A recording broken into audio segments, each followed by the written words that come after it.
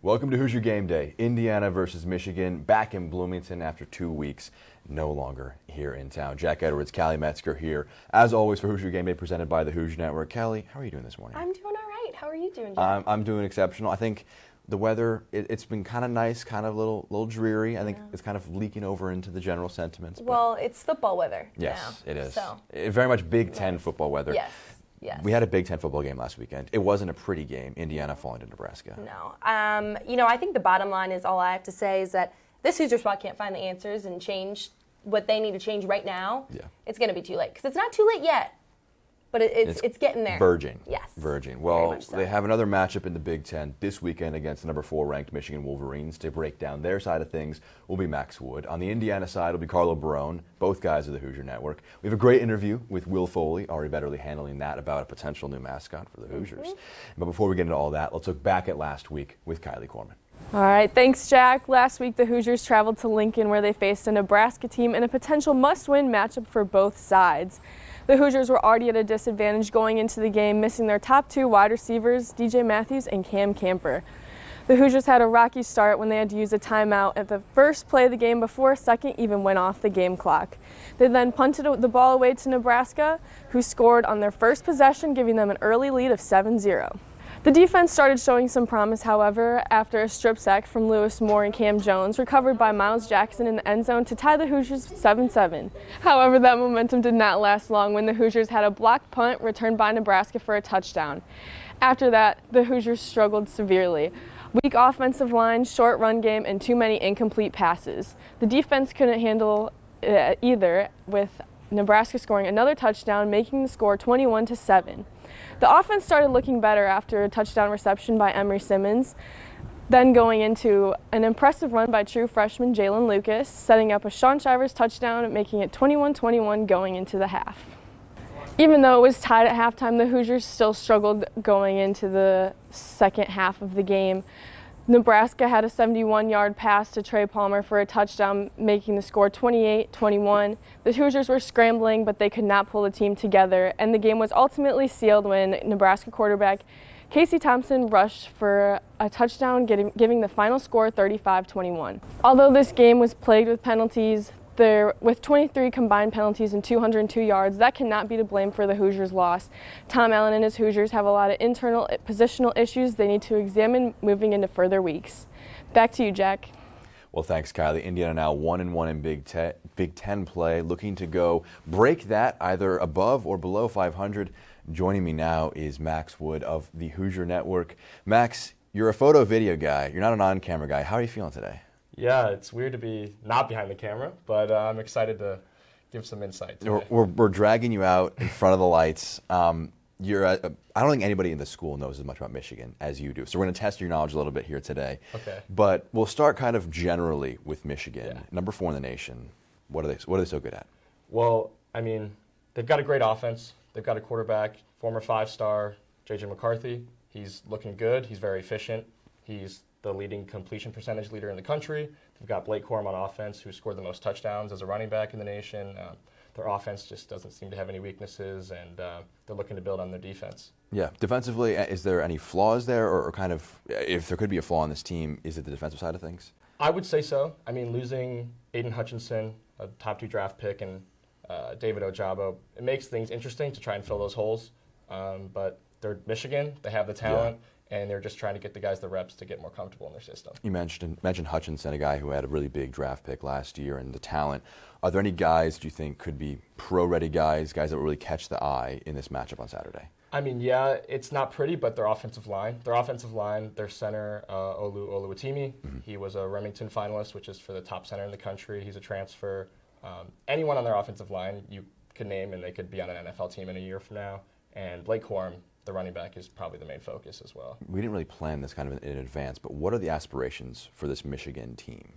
Oh, they're trying to go back to the playoff, 100%, and beat Ohio State and win the Big Ten championship. That's their goal, and if they fall short, they think it's a bad season. And so the spread of this game is, 21 points, something like that? Yeah, 22. 22. It's a very one-sided in that aspect. Yeah. If the game gets to be a bit of a blowout, are there any guys deeper in the roster that you're interested in seeing getting some chances out there? Yeah, so Roman Wilson this is not the guy I'm talking about, but he's a starting wide receiver, and he will not be playing. So they've kind of got two guys in the mix that are trying to fill that wide receiver spot. Andrew Anthony, who's a sophomore, as well as Darius Clemens, who is a freshman. They'll get some reps, and it'll be interesting to see how they perform. Very interesting to see how they perform. Now, before we get into your predictions, we'll take a pause on that. We're actually going to go toss it now to Ari, who's got a very interesting interview with Will from the IDS. Thanks, Jack. I'm here today with Will Foley from the IDS. He's going to talk to us a little bit about the Bison. Tell us about the Bison. That's right. So the Bison logo has a rich history in Indiana's tradition. It's on the state seal of the Indiana state flag. And so back in 1965, Indiana had a rough history of mascots, even to the point in 1912 they had a real-life toddler as a mascot at one point. So they could never get anything to fruition until 65. The student senate unanimously voted on the Bison, and so it was there around for 4 years, and it had a bit of a rough time in terms of the actual costume-wise, but yeah, it served its purpose for a while, and I think even today it has made a lasting impact on the Indiana University. Wow, I found it really notable that you mentioned that they asked Walt Disney to try to make a Bison mascot figure for Indiana. What happened with that, and where did the Bison go from there? Yeah, so the costume itself with the school, it never really worked out that well. They did contact Walt Disney, and then he redirected them to a Los Angeles firm, and they designed a costume, but they just couldn't figure out the right design. For a while, it had an awkward appearance. It only had 2 legs, and a bison is a 4-legged animal, so it just didn't look right. And then they had problems with vision, and inside of the costume, the heat would swell, and the only openings in the actual costume itself were the nostrils. And so for a while, they required the cheerleaders to carry like a rope around their necks, and they would just like drag the bison around with them who couldn't see, and so they'd just be walking aimlessly. So yeah, the mascot itself never really worked out on the field. Well, that is crazy. Looking into the future, do you think this Bison could ever possibly come back to Indiana, and why do you think so? I definitely think they could. At this point, we have advanced so much in that kind of stuff, in those kinds of designs, and so I'm sure there's someone around the country, if not even at the university, who could design that sort of costume. And looking at it, you have Nick's English Hut right down on Kirkwood on the main drag of Indiana, and the Bison serves as the logo for that establishment, and it has ever since around 1965 when we first implemented it. And I think there's just a lot of directions that the university could go in terms of marketing and branding. Obviously, as an Adidas school, Adidas could take merchandise to a next level with the Bison. It could appear as an alternate logo on helmets and jerseys and on the football field potentially. So I think there are endless opportunities with the Bison, and I think it'd be really intriguing to see them bring it back. Well, that is amazing, Will. Thank you so much for coming today. We're going to toss it back to Callie Metzger. Thanks, Ari. The Bison. I don't know about that, Carlo. I think my vote is no mascot, but that's just me. They've already gone so long without it, it'd be hard to implement it again, but it would be cool. It would be cool. They had an alternate helmet with the Bison on it. I would not be opposed. I would not. Well, let's get into this weekend's game. We're going to start off with this. Tom Allen said last week for Nebraska that they threw him some looks that they weren't expecting.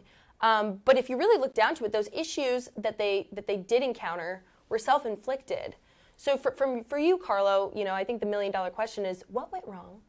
Well, a lot of it comes down to discipline. They weren't really disciplined, only 2 of 15 on third down. They had 11 penalties in the game. When you can't convert on third down and you can't really get your passing game going, or really their rushing game only, they only had 67 yards rushing. When you can't really get those going, it's hard to win a game. And their defense isn't good enough where it's going to keep them in the games if they're not scoring a lot of points. You've seen they've already been in a number of shootouts that they haven't won because their offense simply just can't keep up. Right. Well, and we all know they're halfway to bowl eligibility. The issues that you just described, they're fixable. But is this IU team capable of fixing them? Well, a lot of it stems from their offensive line. If they can't run the ball, then they're going to keep being one-dimensional the way they are now with just throwing it. They threw 44 times last game against Nebraska, and if they're one-dimensional, they're simply just not going to get those other 3 wins they need to get into bowl eligibility. The way they can fix them is better offensive line play and a better rushing attack, so then it'll take some pressure off of your passing game to perform every single game. It doesn't have to be a shootout like I mentioned earlier. Well, we got a little deja vu moment going this weekend. 2 years ago, IU and Michigan played. IU took the victory, 38-21, right here in at Memorial Stadium. You know, I know that game doesn't compare, or it's not giving any response to what's going to happen this weekend. But does it show what IU can do when they do play a full game?